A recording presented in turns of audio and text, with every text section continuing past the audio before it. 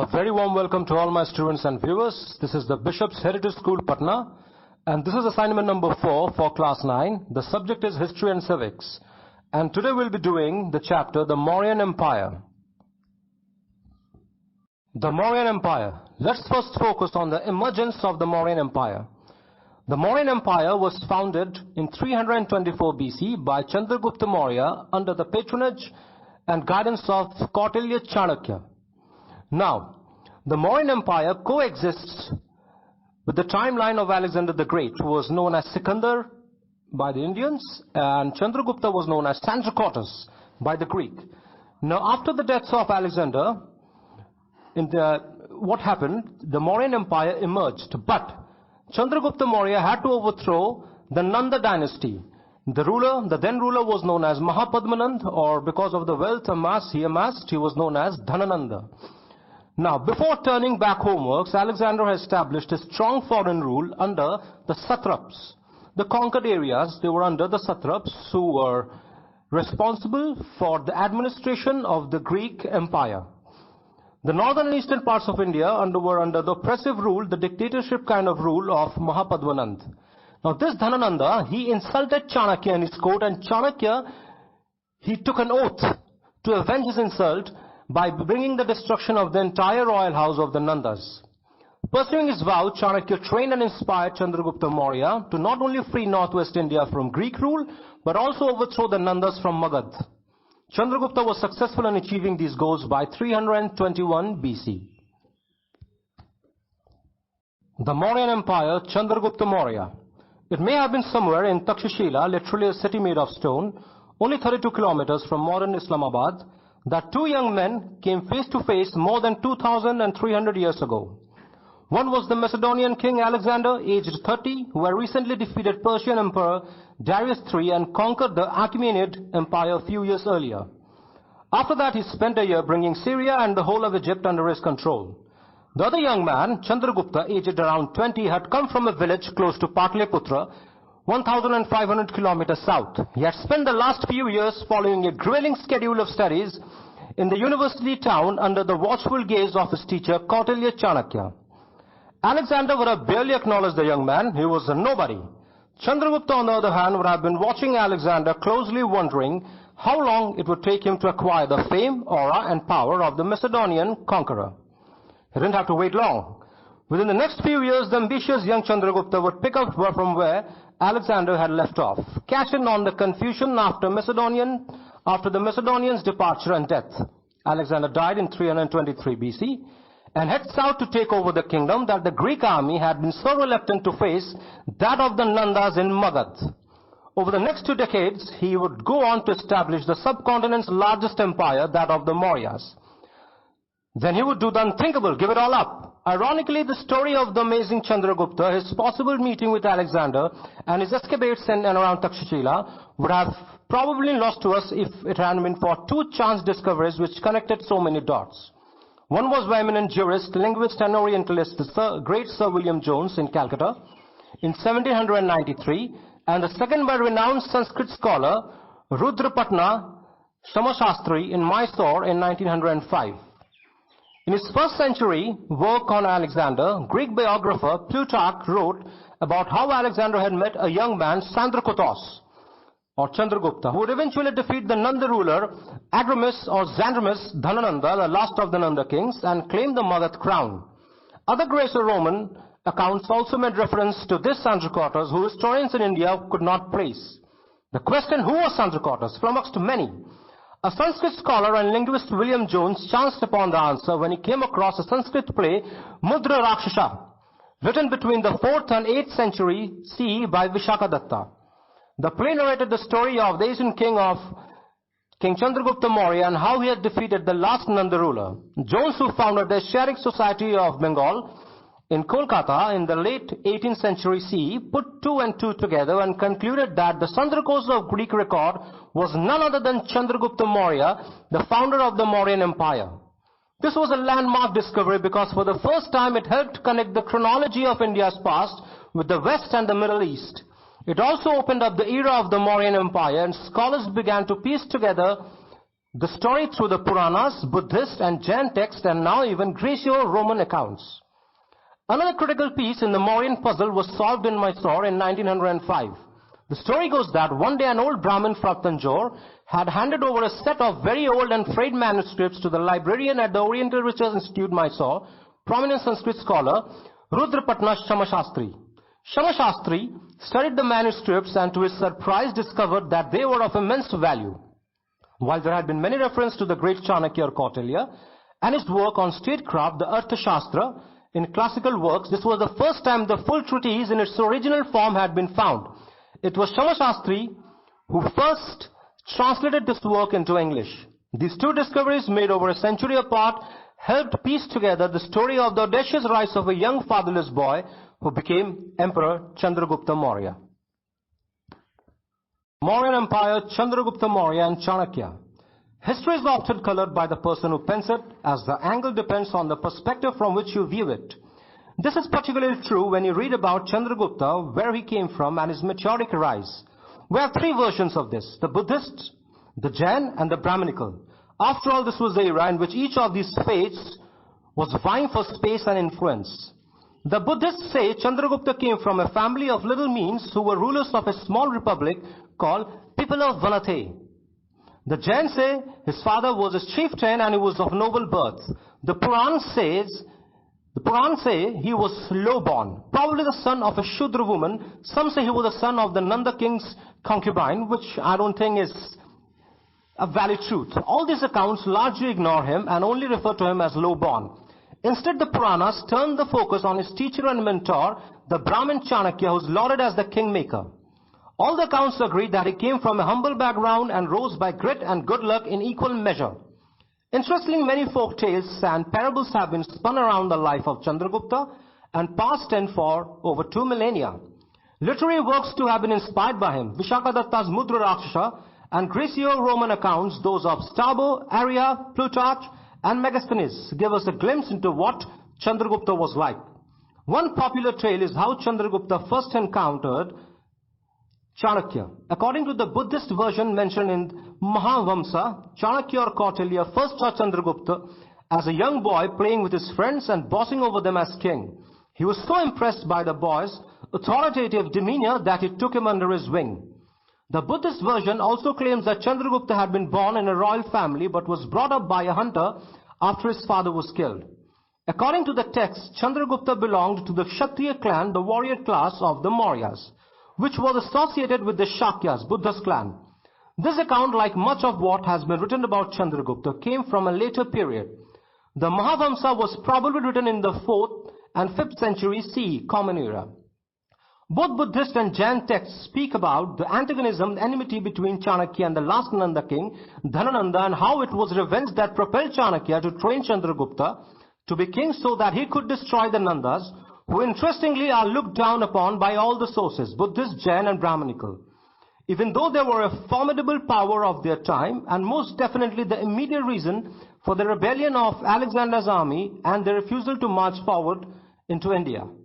The other famous story around Chandragupta talks of the time when he and his mentor were grappling with how to take on the Nandas. The Nanda army was far superior to the one under Chandragupta, and it seems there were early setbacks until a chance encounter. Once where the emperor-in-waiting was traveling, he is said to have come across a mother scolding her son, who had scalded his hand trying to have a go at the center of a piping hot chapati, flat bread. Chiding him, scolding him, she pointed out how it was smarter to eat the bread outside in. On seeing this, Chandragupta realized his folly in attacking the Nandas at the heart of their empire. He then shifted his focus to the periphery in the northwest. It is here that the sequence of events gets slightly foggy.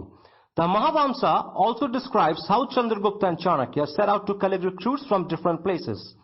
There are references to how a large number of his soldiers, mercenaries, professional soldiers who fought for money, came from the republics in and around Punjab. Jain text Parishashta Parvan and the later play Mudra Rakshasa talk of a crucial alliance that Chandragupta forged with the Himalayan king Parvataka, and how the army had finally stormed the Nanda bastion in Patliputra. Morandeepatna would have been composed of mostly a group of Sakas, Yavanas, Kambojas and Kiratas. Interestingly, in the play Mudra Rakshasa, King Parvataka is mysteriously killed, probably poisoned, just as Chandragupta comes close to victory. Historians surmise that what held Chandragupta was the weakening Greek position in northwestern India after the retreat of Alexander the Great. This was a period of rivalries and murders among the Greeks, leading the eastern flank. The Nandas too were in decline. And Chandragupta filled a void. By 321 BC, Chandragupta was on the throne of Magad, kick-starting a reign of 24 years. Once in control of the large empire that the Nandas had left, Chandragupta also expanded his territory. Records show that he camped north of the Narbada in central India. In 305 BC, he was back on the northwest frontier of the subcontinent, taking on the might of the Greek king Seleucus Nicator. Chandragupta defeated him in 303 BC, taking over the eastern provinces of Arya, Arcosia, and Paramonasadi, Herat, Kandahar, and Kabul in modern era. That were till then with the Greeks. There was also a matrimonial alliance with Chandragupta, who most probably took a Greek wife. Stories, many of which are texts written in centuries later, around on the adventures of Chandragupta and his mentor Chanakya, and how the former's grit was matched by the latter's cunning. According to one popular tale, Chanakya even mixed small doses of poison in the new king's food to make him immune to poisoning attempts by the enemies. Mauryan Empire. In this segment, we'll get to know who was Chanakya. Chanakya, also called Kautilya or Vishnugupta, he was a Hindu statesman and philosopher who wrote a classic treatise on polity, Arthashastra, the science of material gain, a compilation of almost everything that had been written in India up to his time regarding artha, property, economics, or material success. He was born into a Brahmin family and received his education at Takshashila, now in Pakistan. He is known to have a knowledge of medicine and astrology, and is believed that he was familiar with elements of Greek and Persian learning introduced into India by Zoroastrians. Some authorities believe that he was Zoroastrian, or at least was strongly influenced by that religion. Chanakya became a counselor and advisor to Chandragupta, who reigned around 321 to 297 BC, who was founder of the Mauryan Empire of northern India, but lived by himself. He was instrumental in helping Chandragupta overthrow the powerful Nanda dynasty at Pataliputra in the Magadha region. Chanakya's book came to be Chandragupta's guide. Each of its 15 sections deals with the phase of government, which Chanakya sums up as the science of punishment. He openly advises the development of an elaborate spy system reaching into all levels of society and encourages political and secret assassination. Lost for centuries, the book was discovered in 1905. Compared by many to Italian statesman and writer Niccolo Machiavelli, and by others to Aristotle and Plato, Chanakya is alternately condemned for his ruthlessness and trickery, and praised for his sound political wisdom and knowledge of human nature. All authorities agree, however, that it was mainly because of Chanakya that the Mauryan Empire under Chandragupta and later under Ashoka became a model of efficient government. Mauryan Empire. In this segment, we'll study about the sources to reconstruct the age of the Maurya. Sources to study the features of the Mauryan Empire. Literary sources. Megasthenes and Kautilya are two most important authors whose writings threw a flood of light on the Mauryan era. Indica. This Greek account Indica by Megasthenes, a Greek ambassador of Seleucus Nicator, the court of Chandragupta Maurya, is one of the authentic sources for knowing the history of Mauryan Dynasty. In his book Indica, he has described different aspects of Indian life, including administration of the state, local administration, life of the king, etc., in the 4th century BC. The book also described the 7 different classes of Indian society: philosophers, overseers, counselors, cultivators, artisans and traders, herdsmen and soldiers. Though the book Indica itself has not survived, its fragments are preserved in later Greek and Latin works, and the texts correspond with the Kautilyan text in many places. Arthashastra, a very famous work by Kautilya. The manuscript Arthashastra by Kautilya, also known as Vishnugupta or Chanakya, is an extremely sophisticated and detailed treatise on statecraft. Kautilya, Chandragupta's minister and advisor, in his book has given a detailed account of the contemporary social, political and economic conditions prevailing in the country at that time. The book is divided into 15 segments, 180 subjects and about 6,000 shlokas. Kautilya also gave a wealth of information regarding duties of the king and ministers, his foreign policy, organization of spies, civil and criminal laws, guilds and corporations, military organization, etc. It further enunciates the principles of interstate. It highlights the principles of interstate relations and suggests methods to win wars. This was kind of encyclopedia to how to run and govern a state. Thus, Arthashastra is not only a treaty on economy, but also a treaty on political science, Dandaniti, Rajniti and Dandaniti. Besides these, the Vani Purana, the Matsya Purana, Vishakadatta's Mudra Rakshasa throw immense light on the Mauryan period. Continuing with the segment, sources that did reconstruct or that do reconstruct the Mauryan era. There are two major archaeological sources that help us to reveal the Mauryan past. The Ashokan edicts, the pillars, the inscriptions on the pillars about Dhamma or Dharma or principles is one of the most important sources. I'll do about that regarding the Ashokan edicts in one of the later segments. But right now let's focus on Sachi Stup. The great stup at Sachi, Madhya Pradesh, is the oldest stone structure built by Emperor Ashoka in the 3rd century BC in a bid to preserve the ruins of Buddha. Its nucleus was a simple hemispherical brick structure which was circled by a railing made of wood that was replaced later by a huge stone railing.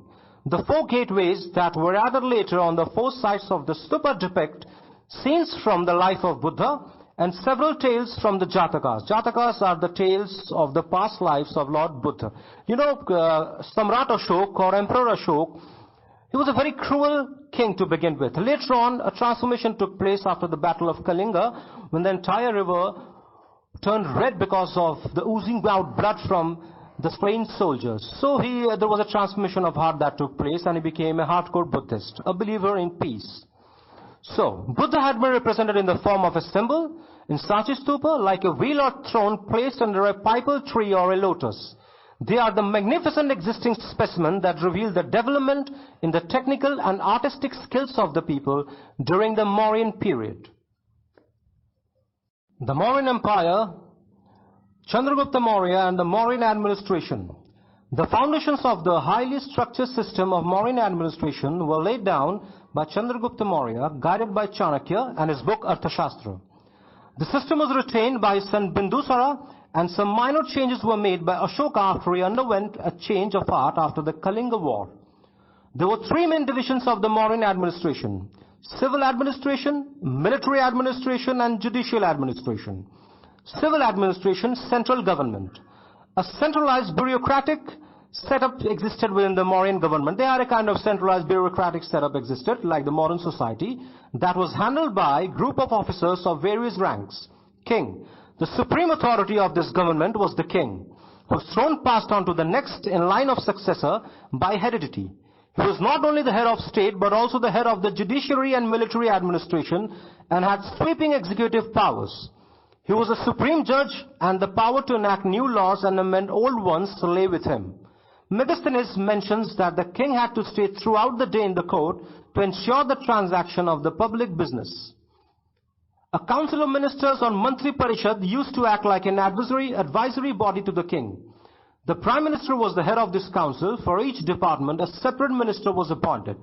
The Mantri Parishad comprised a Purohit, the chief priest of the state, a Senapati who was assigned with the duty of advising the king on matters of war and peace, a tax expert called a Samahata, and the supreme treasurer of the council, he was the supreme treasurer, is to take care of the treasure and the wealth, was known as Sanidhata. Besides the Purohit and Senapati, there are references also to officials like Pulsiyas and Prativedaka. The Pulsiyas were like modern public relation officers who kept the emperor updated about public opinion about his rule. The Prativedakas, on the other hand, were special reporters of the king and had direct access to him. A superintendent or Adhyaksha used to act as the head of each of these departments. Both of the departments of civil and military administration had an Adhyaksh appointed for them. Some other notable posts were Accountant General, Superintendent of Mines, Superintendent of Ports, Controller of Commerce, and others. The Mauryan Empire, and we shall continue with the Mauryan Administration. Provincial Government. The vast empire of Chandragupta Maurya was divided into 4 provinces or zones: Magad, Avanti, Gandhar, and the southern province. During the rule of Ashok, the new province of Kalinga was added with Tosali as its capital. According to Ashokan inscriptions, governors were appointed to the capitals of Takshashila to manage the Gandhar province, Suvarnagiri to manage the southern province, Tosali to manage the Kalinga province, and Ujjain to manage the Avanti province. The heads of these provinces were known as Aryaputra or Kumar, and generally princes were appointed to these positions. Within the provinces there existed smaller provinces which were under the control of Pradeshikas. Direct administration and its officials. The huge provinces were subdivided into districts called Janapads, which made administration of these regions easy. In the case of a district, there were 4 major officials who looked after its administrations: Pradeshikas, Mahamatras, Yuktas and Rajukas. The Yuktas were in charge of accounting, collection of revenue and secretarial work. The Pradeshikas were responsible for touring the entire district to check whether everything is running smoothly or not. Rajukas were responsible for scrutinizing and evaluating the land. Mahamatras or governors acted as in charges of the provinces. All the major cities and capitals of the various Mauryan provinces had a separate local administrative system with a centralized main administrative system of the center. In Arthashastra, it is mentioned that the Nagarika or city superintendent was entrusted with the duties of maintaining public roads and buildings, to look after the water supply for the entire population of the cities, inspection of city towers and city walls, and taking safety measures against fire. See, the Mauryan Empire was, I guess, better than the modern society. They were so advanced. So when somebody insults the ancient Indian culture, we should say that India was far progressed than the modern society that is existing right now. What India thought yesterday, the world thinks now. Or rather, the world will think tomorrow. We were so advanced. Alright, continuing with that. The Nagaraks also used to work as the census officers of the city, as they maintain the birth and death records of the citizens. According to Megasthenes, a committee of 30 members managed the capital of the Mauryas, Pataliputra and other cities. This committee was divided into 6 boards consisting of 5 persons each. Every board was responsible for some specific function. The Mauryan Empire. Let's continue with the Mauryan administration. The Mauryan Empire's main source of income was land revenue, which varied from 1/3 to 1/6 of the entire produce that could be paid either in cash or in kind. The land tax was slightly more in case of irrigated lands. According to the Ashokan edict, the inscriptions on the rocks, as I told you before, and I'll be elaborating on that later on, there were 2 kinds of taxes called Bhag and Bali. Bhag was charged at the rate of 1/6 of the produce of the production of agricultural goods and cattle. Bali, on the other hand, was a tax paid on religious grounds. Taxes are also levied on manufactured goods of different kinds: license, fees, fines, gambling houses, and liquor shops, shops for alcohols. Mines and forests also came under the ambit of tax collection. The state provided facilities like irrigation, meaning water of the crops, roads, hospitals, and other expenditures like maintaining a huge army. Paying salaries to the various officials were done from these taxes. The system of spies was very much encouraged by Chanakya and was very much prevalent during the Mauryan era. Espionage, the spy system, is known as espionage. This was an excellent aspect of Mauryan administration, where the emperor employed spies to get regular information about the workings of his state. Megasthenes named these spies overseers, while Kautilya named them Gudapurushas, or Gudpurush, the singular form, which means the secret agents, like James Bond. Since the king had to be aware of all matters concerning the bureaucracy, these spies collected valuable information for the king about his state, his army, and the conduct of his officers. Military administration was also very important.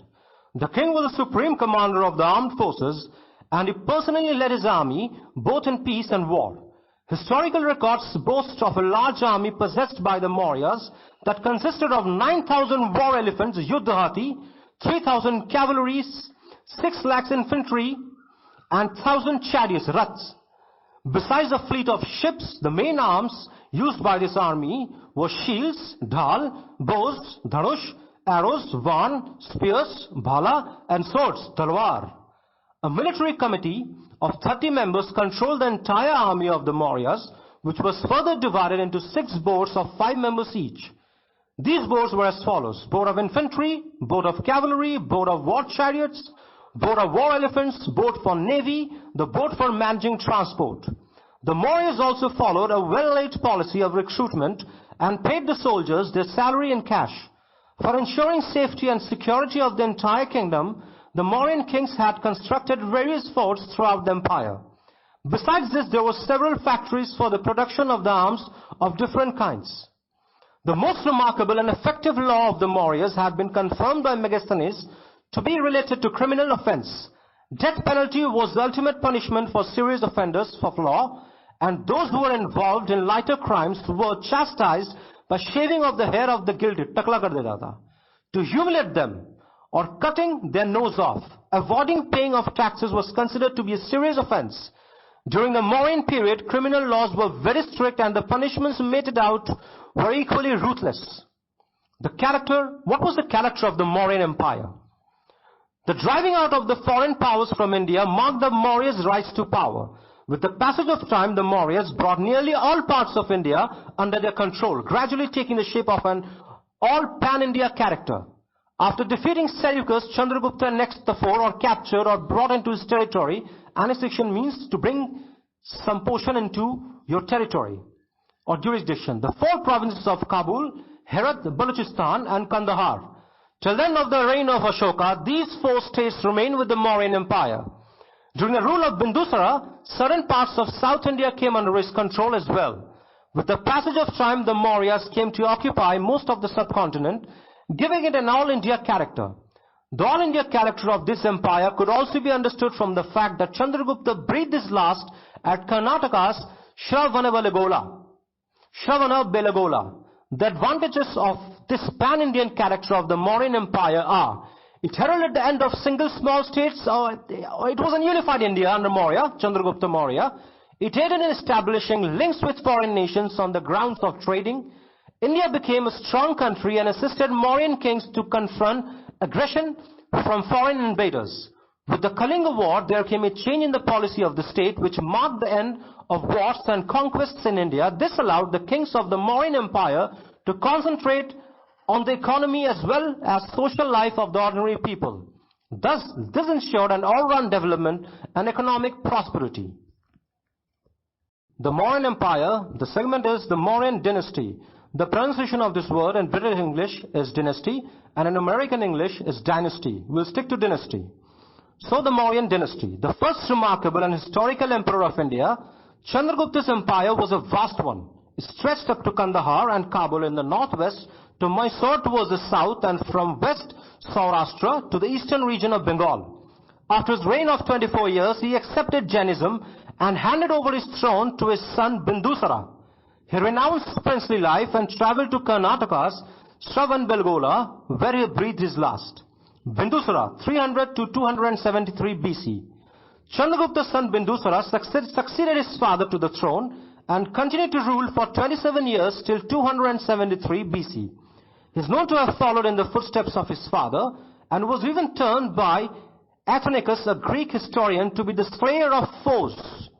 As per Greek historians, Bindusara is known to have maintained congenial relations with the Greeks. Bindusara was a ruthless king to begin with. He was famous with the name of slayer of the foes. He used to slaughter and kill all his enemies. During his reign, the Mauryan court received the new ambassador, Demosthenes, who replaced Megasthenes. Egypt's Ptolemy Philadelphus also sent Dionysius to Bindusara's court. Bindusara died in 273 BC. Ashoka, from 269 to 232 BC. Ashoka the Great was the third and the most popular of the Mauryan kings. He ruled the Indian subcontinent from 269 BC to 232 BC. He succeeded to the throne after his father Bindusara's death in 273 BC. But his coronation, the ceremony of becoming a king, the crowning ceremony, took place only in 269 BC. This delay of 4 years was due to the war of succession among the sons of Bindusara. On finally ascending the throne, Ashoka took the titles of Priyadarshi or Priyadasi, which means the beautiful one, and Devanama Priya, which means the beloved of the gods. Devoke Priya, Devanama Priya. Ashoka's achievements started from an early age, when he served as governor of Ujjain and Takshashila. During Bindusara's rule, he crushed a revolt in Takshashila. On account of his ability, he was chosen to be the Yuvraj or the crown prince, eligible for the imperial throne among all the sons of Bindusara. The Battle of Kalinga. After acquiring power, Ashoka led a lavish life of a monarch till 261 BC. During this period, he fought the most important battle of his life, the Kalinga War. The main reasons that led Ashoka to conquer Kalinga War: it was the only kingdom which was not under Mauryan control. It was controlled by the Nandas. It was important from military viewpoint as it controlled the land and sea routes to South India and Southeast Asia. Thus Ashoka attacked Kalinga and conquered it after a fierce battle.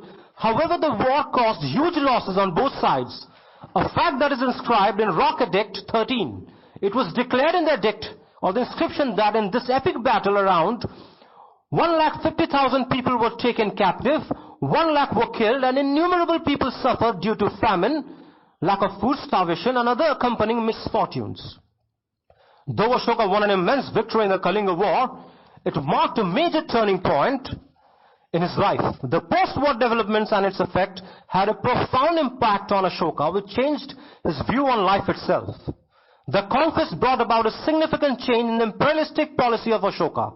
He was immensely moved by the sufferings of people, and this made him surrender the violent way of conquest forever. He started following the path of dharma and ahimsa, principles of non-violence.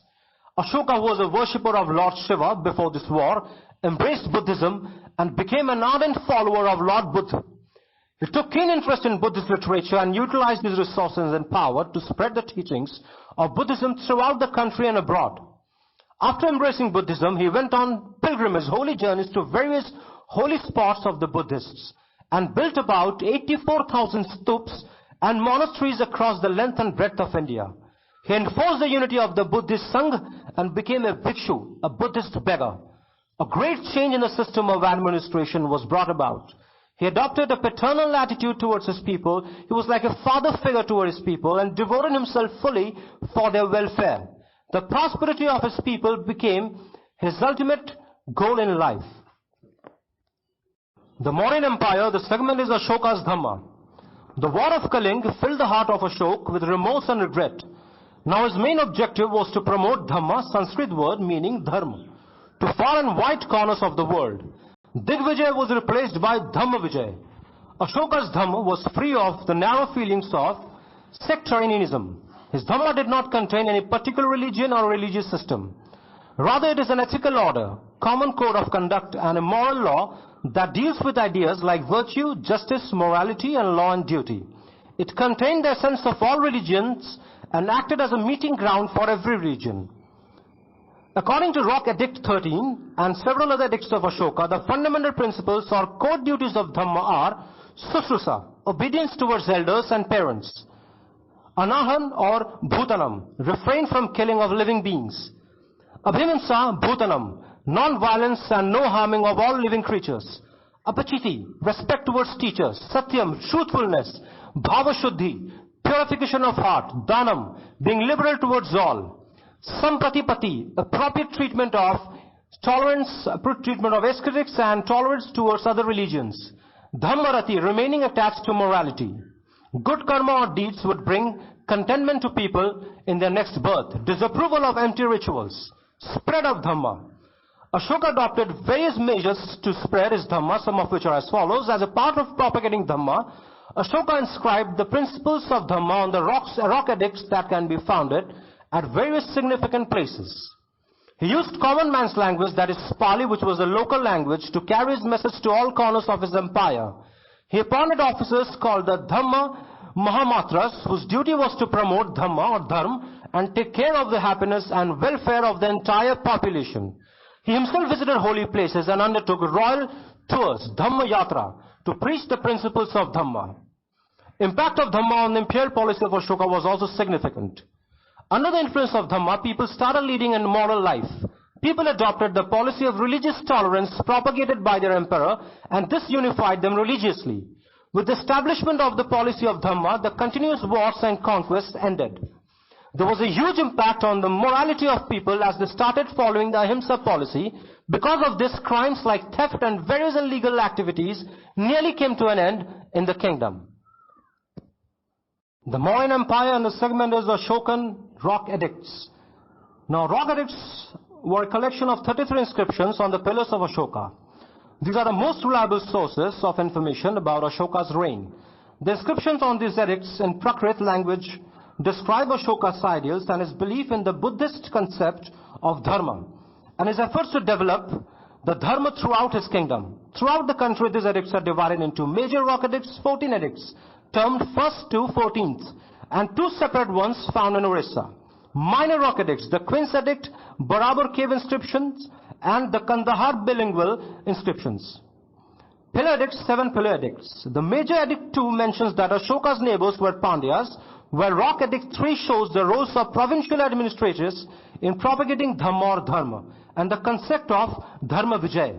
Rock edicts 12 and 13 prescribe non-violence, truthfulness, obedience, respect, and the transformation of Ashoka after the conquest of Kalinga. The Barabar cave inscription suggests the religious tolerance of Emperor Ashok, whereas the Queen's Edict describes the sacred donations of Ashoka's wife to Buddhist Sangha. The Pillar Edict 7 describes various administrative actions taken for public welfare. These pillars are found in various parts of South India like Sanchi, Rampurva, Lumbini in Nepal, Lauria, Nandanagar, Vaishali, lion capital of Sarnath. These are the best example of the sources through which you can study the Mauryan era.